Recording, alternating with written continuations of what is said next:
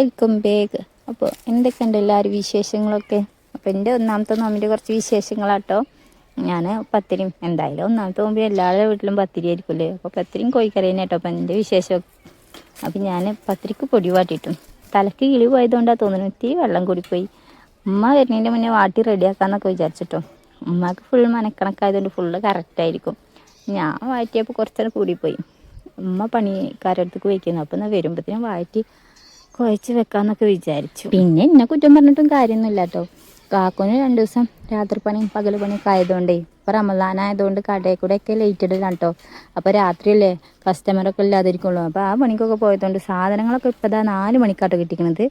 അപ്പോൾ അതിൻ്റെ ഒരു വെപ്രാളത്തിലാണ് കൂടിപ്പോയത്. ഫ്രൂട്ട്സും അരിപ്പൊടിയൊക്കെ വാങ്ങിക്കാട്ടോ. അരി പൊടിക്കാനൊന്നും പറ്റിയിട്ടില്ല.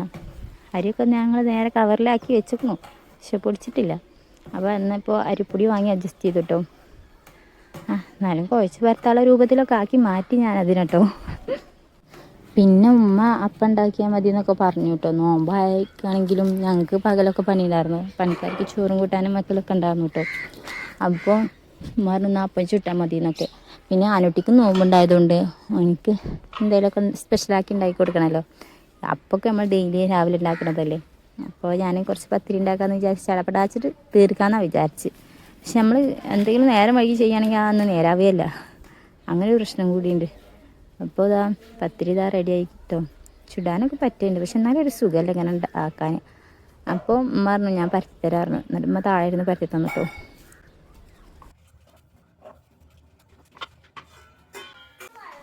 പിന്നെ ഇതാ താഴെ ഇരുന്ന് ഉമ്മ പരത്തി തരാം കേട്ടോ. അനുവിന് നേരം പോണില്ല പറഞ്ഞപ്പോൾ ഞാൻ പറഞ്ഞത് പ്രസ് ചെയ്തോട്ടലാണ്. നമുക്കൊരു കാര്യമായി, ഓൾക്ക് നേരം പോക്കുമായാലോ. കുട്ടികൾക്ക് അതൊക്കെ ഒരു പുതിയ പുതിയ കാര്യങ്ങളല്ലേ. അപ്പോൾ ഇത് അങ്ങനെ അവനെ അവിടെ നിർത്തി. ഇങ്ങനെ പത്തിരിപ്പണി കഴിഞ്ഞപ്പോൾ തന്നെ കിളി വറക്കൽ തുടങ്ങിയിട്ടോ. എന്നാലും ഞാൻ എങ്ങനെയൊക്കെ പാടെ ഉള്ളിയൊക്കെ ശരിയാക്കിട്ടോ. ഉള്ളിയൊക്കെ ശരിയാക്കിയിട്ട് ഇതാ ഞാനങ്ങനെ ആടിനെ വിട്ടു കേട്ടോ. എന്താ ചിക്കനിക്കുള്ള ഉള്ളിയും കാര്യങ്ങളൊക്കെ റെഡിയാക്കി കൊടുത്തിട്ട് ആടിനെ വിടാൻ പോയിട്ടോ.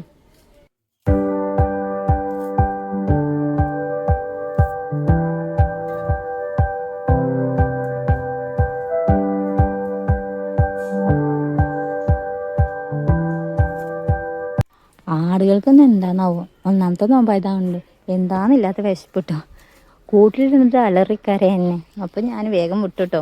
പാവങ്ങളല്ലേ, എൻ്റെ നോമ്പ് ഇപ്പോൾ അവർക്കറിയില്ലല്ലോ. അങ്ങനെ ഞാൻ തിരിച്ചു വന്നപ്പോൾ ഇതാ ചിക്കൻ കറിയൊക്കെ റെഡിയാക്കി കൊണ്ടോ. ഇനിയും ഇളച്ചിയും കൂടെ ചിക്കൻ കറി റെഡിയാക്കിയതാ. ചോറിന് വെള്ളമൊക്കെ വെച്ചിക്കണം കേട്ടോ. എല്ലാം അധികം ഞങ്ങൾ അടുപ്പത്ത് തന്നെ ആയിട്ട് ഉണ്ടാക്കുക. ഗ്യാസ് അങ്ങനെ ചായക്കോ അങ്ങനെ ഉപ്പേരി ഉണ്ടാക്കാനോ അങ്ങനെയൊക്കെയുള്ള കേട്ടോ ഉപയോഗിക്കുക. പിന്നെ ഇതാ ജ്യൂസ് റെഡിയാക്കി ഞാൻ വന്നിട്ട് ഇതാ തണ്ണിമത്തൻ്റെ ജ്യൂസായിട്ടൊന്നും ഉണ്ടാക്കിയത്. വെറും നാരങ്ങ വെള്ളം കലക്കണം എന്നൊക്കെ വിചാരിച്ചത്. പിന്നെ ഞാൻ ഫസ്റ്റത്തെ ദിവസമല്ലേ കുറച്ചൊക്കെ ഒന്ന് എല്ലാം കൂടെ ആക്കുക സെറ്റാക്കാമെന്നൊക്കെ വിചാരിച്ചു കേട്ടോ. പിന്നെ എണ്ണക്കടിയൊന്നും ഉണ്ടാക്കിയില്ല കേട്ടോ. ഇതൊക്കെ ഇപ്പോൾ തന്നെ ആയപ്പോൾ തന്നെ കിളി പോയി. പിന്നെ എന്താ ഇപ്പോൾ ഇത്ര മാത്രം തിന്നാനൊക്കെ ദിവസം ഇപ്പോൾ തിന്നാനല്ലേ. അപ്പോൾ ഞാൻ കുറേ ജ്യൂസും നാരങ്ങ വെള്ളം ഇപ്പം നാരങ്ങ വെള്ളം വേണമെന്നാണ്. ഇപ്പോൾ നാരങ്ങ വെള്ളം കുറച്ച് ഫ്രൂട്ട്സും ഈത്തപ്പഴവും ഒക്കെ റെഡിയാക്കിട്ടോ. അതന്നെ ധാരാളമാണ് അല്ലേ.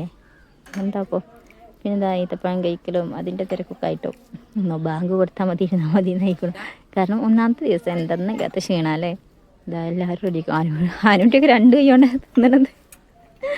ഓനോട് 5 മണിക്ക് തുടങ്ങിയത് കേട്ടോ. നോമ്പ് തുറക്കട്ടെ നോമ്പ് തുറക്കട്ടെ എനിക്ക് വയ്യമ്മ പറയൽ തുടങ്ങിക്കൊണ്ടു.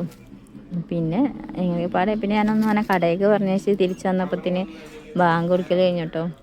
അപ്പോൾ പിന്നെ വേഗമായിരുന്നു അവൻ്റെ കഴിക്കൽ തുടങ്ങി. അവനക്ക് വിശപ്പ് താങ്ങൂല. അതാ ചോറിന് അരിയൊക്കെ ഇട്ട് ചോറിൻ്റെ അരിയൊക്കെ തിളക്കൽ തുടങ്ങിയിട്ടോ. ഇനി അത്താഴത്തിനുള്ള പരിപാടികൾ നോക്കണ്ടേ. നിസ്കാരമൊക്കെ കഴിഞ്ഞിട്ടാണ് ഞങ്ങൾ പത്തിരി കഴിക്കാനൊക്കെ ഇരുന്നത്.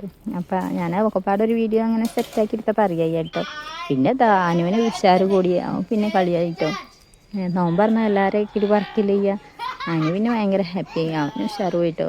വയറ്റിക്കണ് വിശപ്പ് പെട്ടോ എനിക്ക് വയ്യ. പിന്നെ എന്തെങ്കിലും പെട്ട് കഴിഞ്ഞാൽ അടിപൊളി. കിളി പോയപ്പോൾ പാക്ക് ഒരു തൊയ്യം കൊടുക്കുന്നില്ല കേട്ടോ. ആഫിമോനും അനുട്ടി. ആഫിമോനക്ക് പിന്നെ കഴിച്ച ഉഷാറ്. അനുവിന് നോമ്പെടുത്ത് വലിയ പ്രശ്നമൊന്നുമില്ല കേട്ടോ. എന്താ പകലൊക്കെ നല്ല ക്ഷീണം ഉണ്ടായിരുന്നു. നോമ്പ് തുറന്നപ്പോൾ പിന്നെ കുഴപ്പമില്ല കേട്ടോ.